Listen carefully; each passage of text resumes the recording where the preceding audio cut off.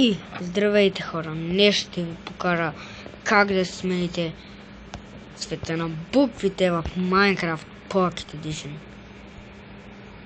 Ще ви го покажа тук, защото има шанс да ми крашни света. Защото някой път се обърва като снимам.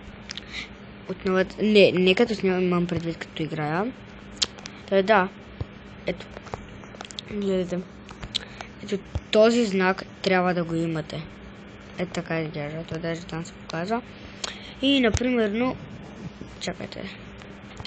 И например, пишете от 1 до 9. Например, 1 е синьо, 2 е зелено, 3 е такова синьо, не знам как да го кажа, 4 червено, 5 е някакво такова розово, 6 е оранжево, 7 е сиво, 8 е тъмно сиво, 9 е такова тъмно синьо, а пък 0 е такова, е черно.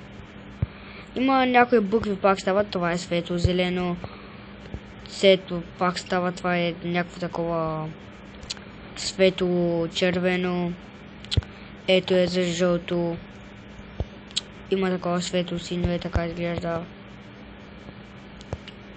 Да, може да се направят по-дебели букви, може да си го направите да ви е криво с...